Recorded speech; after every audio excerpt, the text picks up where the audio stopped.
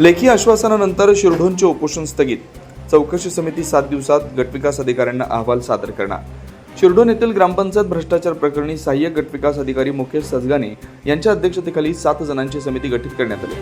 समिती सदस्य प्रत्येक विभागाची सखोल चौकशी करून 7 दिवसात अहवाल देण्याचे लेखी आश्वासन दिल्यानंतर विस्तार अधिकारी रवींद्र कांबळे यांच्या हस्ते सरबत घेऊन ग्रामपंचायत चौकातील उपोषण मागे घेण्यात आलं.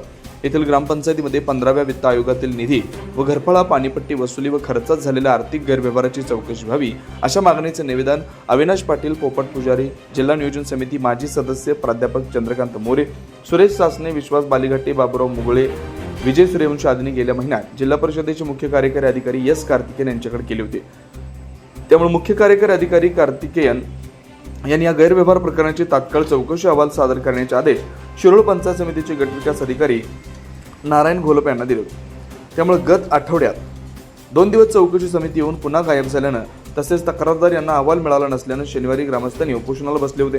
आंदोलनामुळे शिरोळ पंचायत समितीचे गटविकास अधिकारी विजयकुमार परीट यांनी सहाय्यक गटविकास अधिकारी मुकेश सजगाने यांच्या अध्यक्षतेखाली 7 सदस्यीय समिती गठीत केली.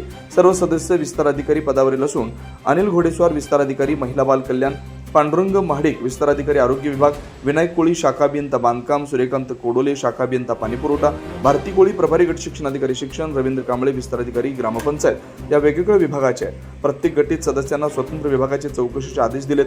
सोमवारपासून ही समिती दप्तरांची तपासणी करून अहवाल देण्याचे आदेश दिले. अशा आशयाचं लेखी पत्र विस्तार अधिकारी रवींद्र कांबळे व बाळासाहेब कदम यांनी आंदोलनस्थळी येऊन आंदोलकांना दिल्यानंतर आंदोलन मागे घेण्यात आलं. उपोषणाला अविनाश पाटील, सुरेश सासने, विश्वास बालिघाटे, पोपट पुजारी, बाबुराव मुगळे, अशोक मगदूम आदी बसले होते.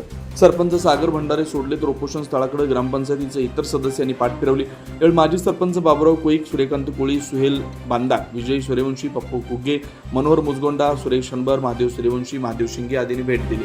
शिवार न्यूजसाठी प्रतिनिधी हैदर अली मुजावर, शिरढोण.